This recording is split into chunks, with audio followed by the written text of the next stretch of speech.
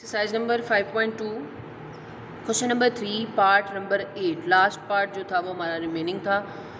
आज जो पहले 7 पार्ट्स थे वो मैंने करवा दिए थे बाय फैक्टराइजेशन, पेयरिंग मेथड से करने थे।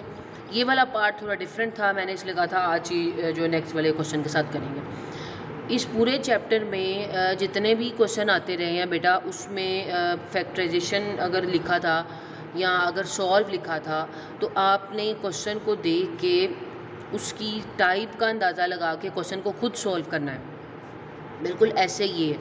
जब आप ज़्यादा प्रैक्टिस करोगे तो आपको क्वेश्चन देखने से आइडिया हो जाएगा कि इस क्वेश्चन में थोड़ा सोचना पड़ेगा, इसमें कौन सा फॉर्मूला लग सकता है। या बार बार प्रैक्टिस की होगी तो फिर आसानी होगी।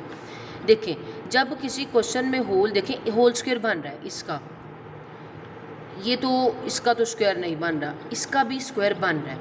मतलब जब पहली और एंड वाली वैल्यू का स्क्वायर बने और 3 वैल्यूज़ हों तो यहाँ तो कॉमन आता है, यहाँ स्क्वायर वाला फार्मूला लगता है। यहाँ पेयर्स भी बनते हैं जो कल बनाए हैं। पेयर्स तो इसमें बन नहीं सकते क्योंकि वैल्यू किसी और टाइप की है। ठीक है, पेयर्स आपको पता है किस तरह के क्वेश्चन में बनते हैं। कॉमन आ नहीं रहा, मीन्स ये फॉर्मूला ही बनेगा इसका होल स्क्वायर वाला। ठीक है, में जो हम a plus B whole square वाला फार्मूला बनाते हैं या a minus B whole square वाला फार्मूला बनाते हैं, वो माइनस और प्लस जो है वो उस प्लस और माइनस की तरफ देख के हम बताते हैं कि प्लस वाला लगेगा या माइनस वाला लगेगा। तो अब अगर आपने ये देखा है कि ऑलरेडी उन्होंने फर्स्ट वैल्यू का होल स्क्वायर बनाया हुआ है, जो लास्ट वैल्यू है उसका स्क्वायर बन सकता है, मीन्स ये फर्स्ट वैल्यू का स्क्वायर और ये सेकंड लास्ट वैल्यू का स्क्वायर। अगर मैं इसको ओपन करूँ तो ये है A square plus 2ab plus B square, यानी मुझे ए स्क्वायर भी मिल गया और बी स्क्वायर भी मिल गया। अब हमें क्या नहीं मिला, हमें 2ab चाहिए, और चूँकि ये प्लस में है इसका मतलब ये प्लस वाला फॉर्मूला ही यूज़ हो रहा है। ठीक है, प्लस 2 हम यहाँ से देख के a लिखते होते हैं, यानी ये जो स्क्वायर के अंदर वाली वैल्यू सारी a होती है और जो अंदर वाली वैल्यू b होती है। अगर मैं इसको सॉल्व करूँ तो जो इसको तो भी बाद में देखते हैं ना, सिंपल को सिंपल से मल्टीप्लाई करेंगे क्योंकि तीनों मल्टीप्लाई हो रही हैं। तो 2 2 ज़ार 4, और ये देखें तो क्या ये 4 और अंदर यही वाली वैल्यू नहीं बन जाएगी। तो जब हम स्क्वायर को बंद करना होता है, हमने उसको क्लोज करना होता है, तो a और b की वैल्यू हमें यहाँ से मिलती है, प्लस 2ab या माइनस 2ab वो इधर से देखते हैं, और जो a b बनाना होता है वो इनको रख के बनाते हैं और बाद में देखते हैं क्या अगर मैं इनको सॉल्व करूँ तो यही बन रहा है। अगर ये हो रहा है तो मीन्स हम सही चल रहे हैं। अब इसके बाद होती है क्लोज करने की बारी। तो क्लोज कैसे करते हैं आपको पता है, इसको क्लोज करने का क्या तरीका है, ये यानी पहले और दूसरी वैल्यू को ऐड किया और उसका स्क्वायर ले लिया। मीन्स ये पहली वैल्यू बढ़ी है थोड़ी, पहली और दूसरी वैल्यू को ऐड, यानी एंड वाली वैल्यू को ऐड किया, ये पहली वैल्यू ये दूसरी, इनको ऐड किया और इनका ले लिया स्क्वायर। तो ये हमने इसको फैक्टराइज कर लिया, इससे ज़्यादा ये हो नहीं सकता, हम तो इतना ये फिर काफ़ी हो गया हमारा क्वेश्चन सॉल्व। अच्छा बेटा, ये तो था क्वेश्चन नंबर 3। अब हम अपने क्वेश्चन नंबर 4 को देखते हैं, उसका पार्ट नंबर 1 की, उसमें वो हमें क्या कह रहा है। अब ये जो क्वेश्चन तो एक बार उसने जो आपकी एक्सरसाइज के स्टार्ट में लिखा हुआ है कि फैक्टराइज करना है, बट ये क्वेश्चन जो है हमें आसानी होगी देखने में क्योंकि बाकी फैक्टराइजेशन में अगर 3 वैल्यूज़ आ रही हैं, 4 वैल्यूज़ आ रही हैं, तो उसमें हम ज़रा सोचना पड़ता है या कॉमन लेना है या क्या करना है। ये वैल्यू है ही सेपरेट, इसमें ब्रैकेट्स आया करेंगी और ब्रैकेट्स में के बाहर कोई अलग से वैल्यू भी आया करेगी। एक बात ये, दूसरी बात जो इस पर ब्रैकेट आया करेंगी ना, ये 3 वैल्यूज़ हुआ करेंगी, और जो इनकी पहली 2 वैल्यूज़ हुआ करेंगी वो बिल्कुल सेम हुआ करेंगी। ये इनकी जो है ना 2-3 आइडेंटिफिकेशन है। अब अपनी वर्डिंग में साइड पे नोट्स बना के भी लिख लिया करें ये बातें जो मैं आपको बताती हूँ वर्बली। इसका मतलब ये है कि अगर इस टाइप का क्वेश्चन आ गया और उसको फैक्टराइज करना है, सिंप्लीफाई करना है, इसका मतलब ये है कि आपने जो फर्स्ट स्टेप करना होता है ना, वो क्या होता है, इसका प्रोसीजर का मेथड है, आपने लिखना है लेट लिखा x square plus 5x is equal to y, यानी आपने क्या करना है, जो सेम वैल्यू होगी उसको लेट कर लेना है किसी भी वेरिएबल के इक्वल, और क्योंकि इनमें x यूज़ होते हैं अक्सर तो हम फिर y के इक्वल लेट कर लेते हैं। सपोज़ अगर यहाँ वाई स्क्वायर वाई आ रहा हो तो फिर हम x के इक्वल लेट करते हैं, क्योंकि जो क्वेश्चन में गिवन है उसी के इक्वल लेट नहीं किया जाता, फिर वो मिक्स हो जाती है, किसी की वैल्यू ही नहीं हमें आंसर में मिल पाती। इस बात का भी ख्याल रखना है। अब लेट अगर कर लिया तो जहाँ जहाँ ये वैल्यू हो वहाँ वहाँ क्या लिख दें, y, इस पूरे की जगह लिख दी y, आगे है +4, वो वैसे लिख दिया। यानी इस क्वेश्चन को लिखा, इसमें लेट किया। अब लेट जो किया है हमने वो उसमें लिख देते हैं। तो जब लिख दिया, दूसरी वैल्यू हमारे इसकी जगह आया y, और बाकी +6 एज इट इज़, और ये -3। अच्छा, ये पहला स्टेप हो गया। अब क्या करें, इसको ओपन कर लेते हैं। सिंपल, जैसे ओपन हो रहा है, ये आपस में क्या हो रहे हैं, मल्टीप्लाई, और उनको मल्टीप्लाई कर देते हैं। फर्स्ट को फर्स्ट से, फर्स्ट को सेकंड से, सेकंड को फर्स्ट से, सेकंड को सेकंड से, और ये 3 वैसे ही रहेगा। इसको मल्टीप्लाई करें, y से हुआ y², y 6 से हुआ +6y, दोनों से हो गया। 4y से हुआ तो +4y, और इन साइंस को भी मैं मल्टीप्लाई कर रही हूँ। वो अलग बात है कि वो सारे ही प्लस हैं, तो वो प्लस प्लस में ही आ रहे हैं। अगर माइनस होता तो फिर ज़रा ध्यान से देखना पड़ता। 6 4 जा 24, और प्लस प्लस प्लस, और ये -3 अब ऐसे ही आ गए। अब देख लेते हैं, कुछ कट हो रहे हैं, इनको काट लेते हैं। y² के साथ कोई वैल्यू नहीं है, ये भी y है, ये भी y है। 6y + 4y 10y, 24 - 3 21, और बड़ी वैल्यू का साइन है प्लस। ये हमारे पास बेटा एक वैल्यू बन गई है। अब उन्होंने मकसद हमारा था फैक्टराइज करना। हमने क्या किया, पहले ये कॉम्प्लिकेटेड सा क्वेश्चन था, हम इसको सिंपल करते गए। अब हमारे पास ये एक ऐसी वैल्यू बन गई है, ये सिंपल स्क्वायर वाली वैल्यू बन गई। आपको याद होगा, अगर ऐसी वैल्यू 3 टर्म वाली आ जाती थी, यहाँ तो उसमें से कॉमन आता था, यहाँ उसके पेयर्स बनते थे, और वो सिंप्लीफाई हो जाता था। इसमें क्या है जी, कॉमन तो नहीं आ रहा, मीन्स पेयर बनेंगे इसके। यहाँ फॉर्मूला क्लोज होता है, ये जैसे हमने ऊपर किया 3 वैल्यूज़ में, यहाँ कॉमन आता है, यहाँ जो कल वाले क्वेश्चन है पेयर। मोस्टली जब इस तरह की कोई क्वेश्चन आएगा ना, जब हमने उसमें पुट करना होगा, कोई लेट करना होगा, तो उसमें जब यहाँ तक पहुँच जाएंगे, 3 वैल्यूज़ वाला क्वेश्चन है, तो फिर इसमें पेयर्स बना करेंगे, और पेयर से फिर आगे आसान हो जाएगा क्वेश्चन। देखते हैं, इसके पेयर्स बनाने हैं, बिल्कुल कल वाला स्टेप। क्या करना है, 21 को इधर मल्टीप्लाई किया तो इधर 1 था, यानी हमें आंसर चाहिए 21, और प्लस माइनस करके 10, यानी इसके पेयर बनाने हैं। 2 में इसको जो है ना वो तोड़ना है, और वो 2 पेयर यहाँ क्या होने चाहिए कि जब इनको मैं उन दोनों को मल्टीप्लाई करूँ तो 21 आए, और जब मैं इनको प्लस माइनस करूँ या प्लस प्लस करूँ या माइनस माइनस करूँ तो 10 आए।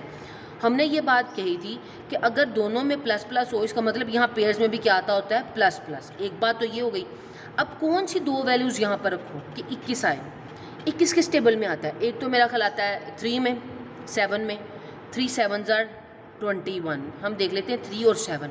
क्या अगर मैं इनको मल्टीप्लाई कर रही हूँ तो 21 आ रहा है, क्या इनको मैं अगर ऐड कर रही हूँ तो क्या 10 आ रहा है, बिल्कुल आ रहा है, मीन्स यही पेयर है। तो जब छोटी वैल्यू हो तो वो तो हम टेबल से अंदाज़ा लगा लेते हैं।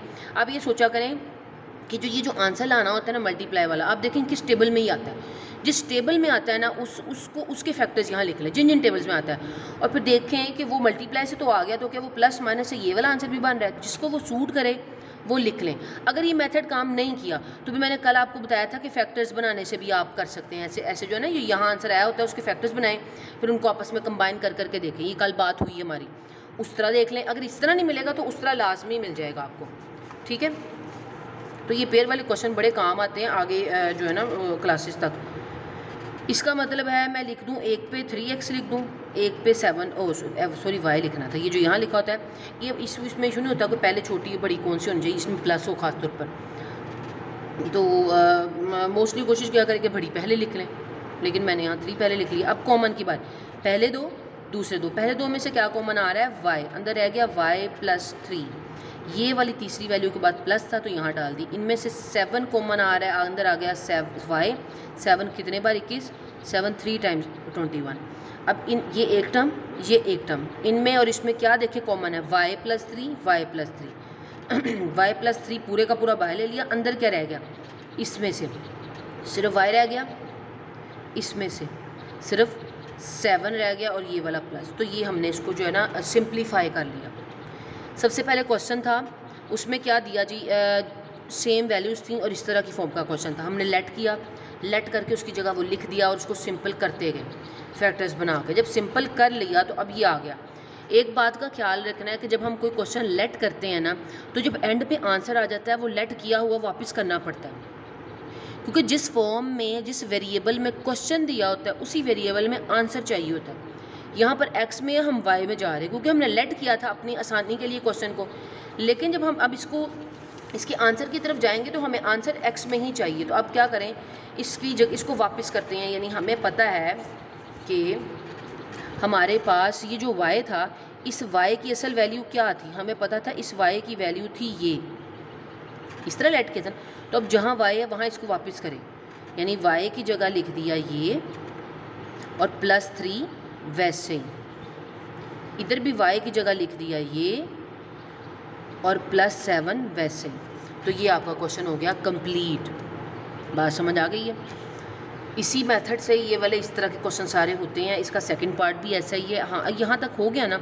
अब देखें कहीं इसके आगे कुछ कॉमन तो नहीं आ रहा, इनमें से नहीं आ रहा, इनके फैक्टर्स तो नहीं बन रहे थे।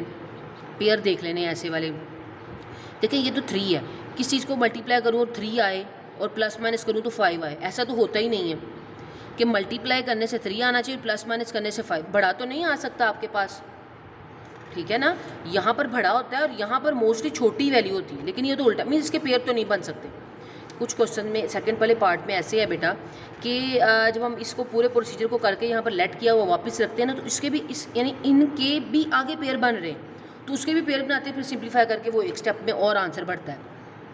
तो आपने ये देखना है कि जब तक पेयर बन रहे हैं बना दें। अब देखिए इसके पेयर नहीं बने थे, फिर इसका मतलब इसके भी नहीं बनेंगे, तो ये क्वेश्चन यहीं पर डन हो गया आपका, ठीक है। फिर भी चेक कर लेना है, देख लेना है, थोड़ा सा सोच लेना कि पेयर बनते हैं। एक मैंने आपको मेथड बता दिया कि पेयर क्यों नहीं बन रहे इसके। ये वाला पार्ट इसका कंप्लीट हो गया है। सेकंड पार्ट में चूँकि पेयर बनते हैं तो मैं वो आपको पार्ट पर करके दिखाती हूँ।